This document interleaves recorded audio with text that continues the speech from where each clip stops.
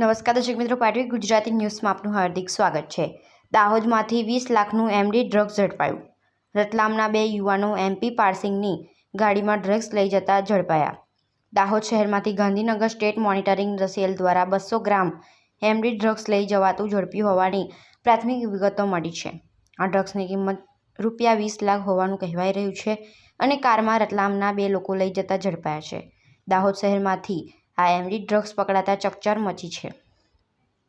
બનાવની પ્રાથમિક જાણકારી અનુસાર ગાંધીનગરના સ્ટેટ મોનિટરિંગ સેલને બાતમી મળી હતી કે દાહોદમાંથી ડ્રગ્સ લઈ જવાઈ છે, જેના આધારે આજે ગાંધીનગરની ટીમે 2 યુવાનોની અટક કરી તપાસ કરતા તેઓ રતલામના હોવાની જાણકારી મળી છે અને તેમની પાસેથી 200 ગ્રામ વજનનું એમડી ડ્રગ્સ ઝડપાયું હતું।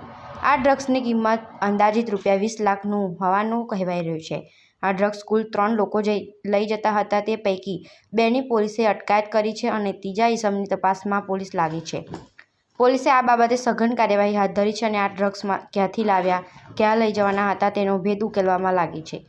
દાહોદ શહેરમાંથી આ ડ્રગ્સ ઝડપાતા ચકચાર મચી છે। પોલીસે 20 લાખની કિંમતનું ડ્રગ્સ અને કાર મળી કુલ 25.74 લાખનો મુદ્દામાલ કબજે લીધો છે। પાટવી ગુજરાતી ન્યૂઝ દાહોદ જિલ્લા બ્યુરો ચીફ શાહરૂખ મંસૂરી, પીપલોદ।